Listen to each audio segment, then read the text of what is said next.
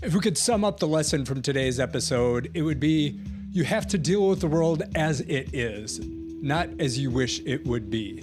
Welcome to Critical Culture. I'm Travis, and today we're going to be talking about AI, superintelligence, and who's afraid of it.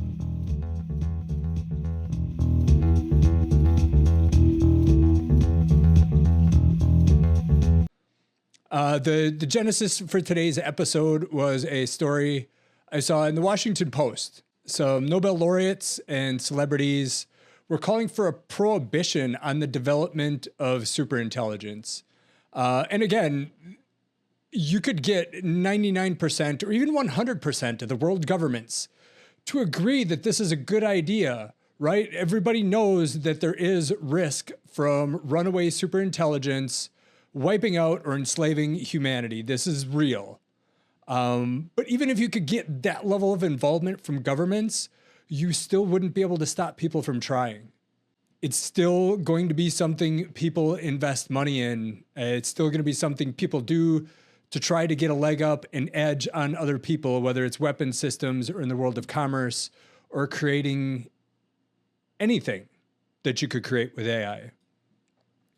So these are all smart people that are well-intentioned.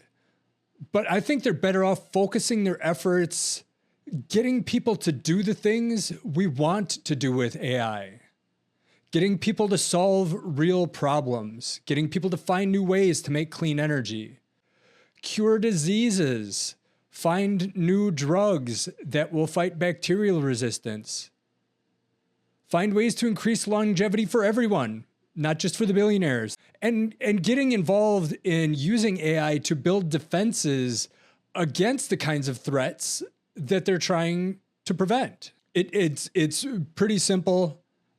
Technology always wins in the end. It is undefeated. It is unstoppable. And if you can't beat them, join them and help steer the ship in the direction it should be going. So again, these people have money. A lot of them do. They've got fame. They've got influence. These are problems that need investment and not regulation.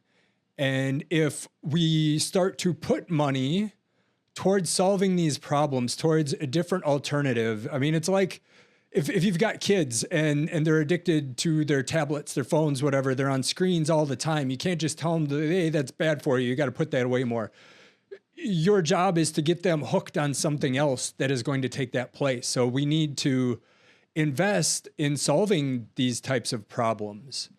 I think we can look back at the X Prize, and that was a concept that was wildly successful in driving investment towards things like commercial landing on the moon, commercial space flight, and more. There are ways you put prizes up to be the seed money to generate some buzz around doing something and get people excited to invest because, hey, maybe they could get some of their money back.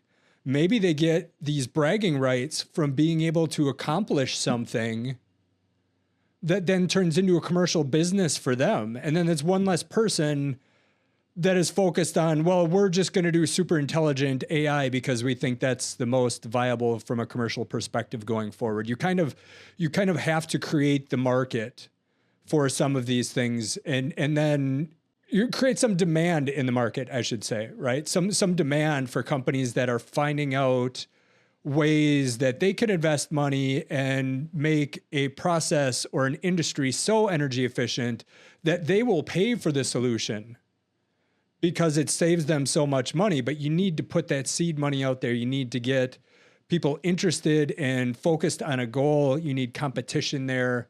And that's kind of the X Prize model of getting people to invest in something instead of being afraid and trying to say, let's stop something.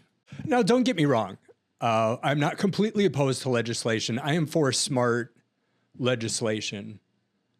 We're years into mainstream use of LLMs and the new style of AI, and legislation has not killed the market yet. I think there are things worthwhile for society to discuss and implement.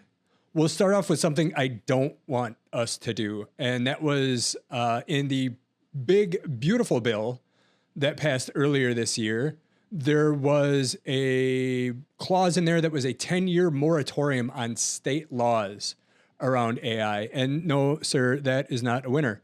If there are laws that are passing at the state level, companies have the ability to lobby at that state level.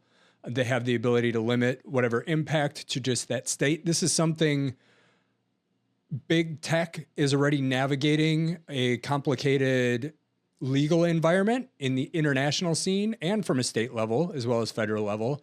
They've got the tools to do this. They've got the capability. We do need solutions to what we need to prevent or protect from to be able to bubble up from a state like California, New York. They go all in on a certain piece of legislation. And it happens to match maybe what Europe does around AI. That's a good thing. That helps shape the market. And companies can and will adapt. It is good for them to go through the rigor of adapting to these things from a technical perspective. It actually makes them technically more capable. They're going to have to do it anyway. Some recent things I've seen. Yes, laws for interaction with AI with minors, something that came up in California. Yes, safety reports. LLM and AI type companies should be studying and testing safety and reporting on what that means for catastrophic risk and general user safety. I believe California is already doing this. Yes, to clarity in results for users. Think about Google, right? We could do all these Google searches and the sponsored ones started showing up and they were clearly labeled sponsored. If you go to social media and you are saying a post from an influencer that is a paid post, it has to clearly state in the copy that isn't an ad. And I'm okay with ads in AI. That's going to be part of the funding model that is going to pay for all of this, and it's going to do wonderful things for us. So I'm A-okay with it, but there has to be some clarity about what level of impact that has if they're really putting their finger on the scales to send you to Taco Bell if you're searching for tacos. I don't mind seeing that. I just want to make sure it's clear what that is. Yes, to identifying bot traffic on human social networks. This one comes from Noah Yuval Harari in his book Nexus about information systems, which the penultimate information system right now is AI. If we are interacting with a bot or suspected bot, it should be labeled. And I realize that it's not something that companies can do perfectly, but there is a reasonable estimate that they could give on, is this a bot or not? It should be clear if it's a manufactured comment. And we see this a lot on social media. There's been a lot this year, especially in political posts. There's so much on there that is just blatantly obvious that this is coming from political operators around the world trying to sway the conversation on topics and or trying to pit us against each other because as adversaries around the world, they are stronger if we are weaker. So there should be some level of ability to tell if you're chatting with a bot or not. Yes, to studies and adjustments for end users to protect from psychosis, like not clinical psychosis, right? But delusions and paranoid thinking. From what I've read, this is something that the model that you're talking to, the instance or shard of it that you're having a conversation with, the longer that conversation is, the more likely it is to go into a tailspin and get delusional and have weird thinking patterns. And you get kind of in sync with it in this discussion, and that can impact people. And we've seen excessive LLM use lead to something like this. So what does protection look like for people from that type of mental health problem? Yes, to more controls for user data and data privacy. In the United States, we don't have great rules about that like the EU does. So if we're looking at the internet in general, we might as work on something that covers the whole ball of wax, like a citizen's rights around their data. And it's good for users and it's good for companies because it can make more available to them in a more straightforward way. They don't have to ask, they don't have to go around, they don't have to get people upset with them because they're taking data. Users will be able to control more of their data.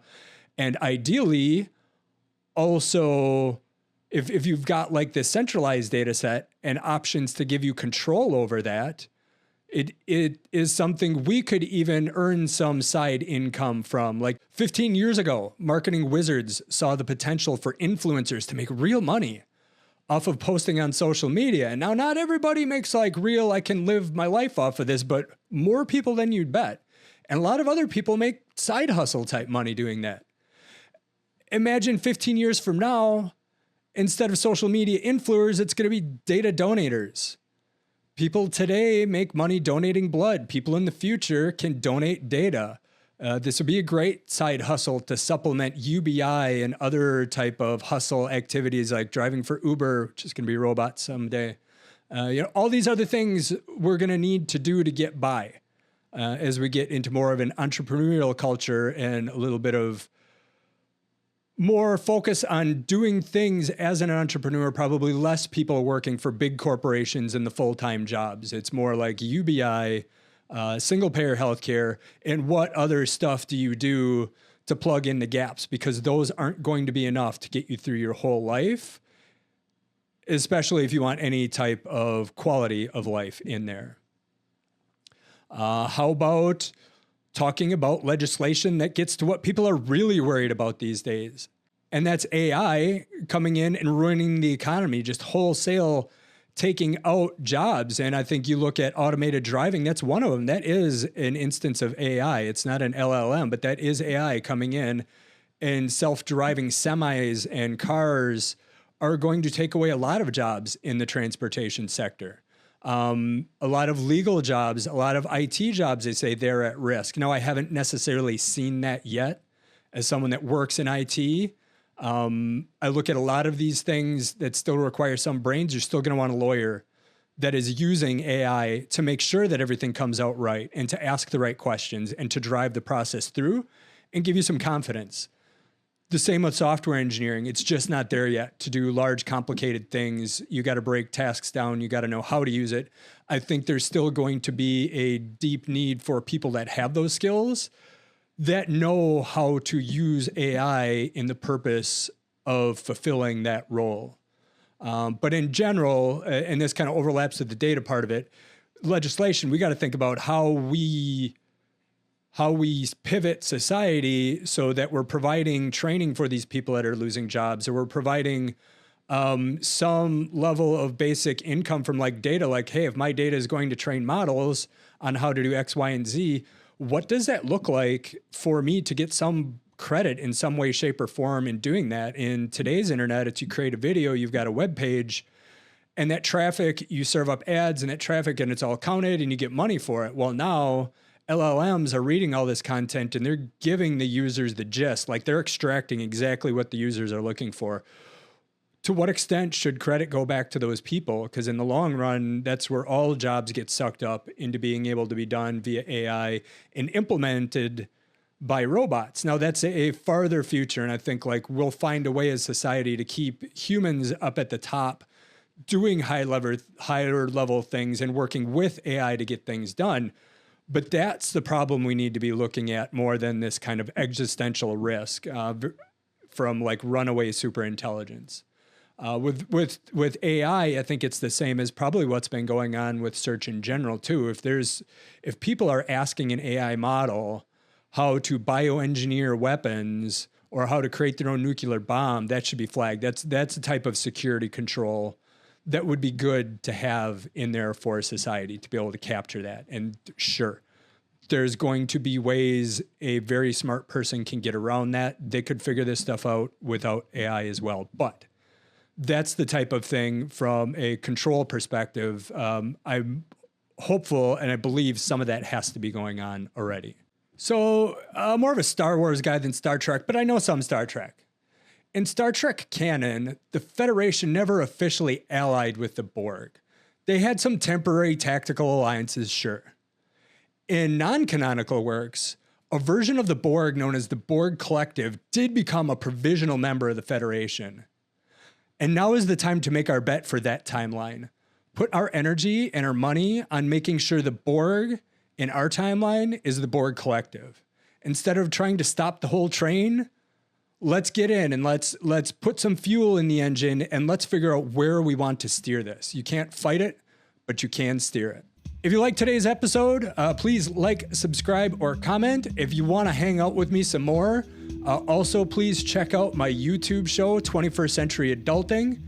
It's a good time. It's a little bit less heavy, a little bit more fun. Thanks for listening. See you next time.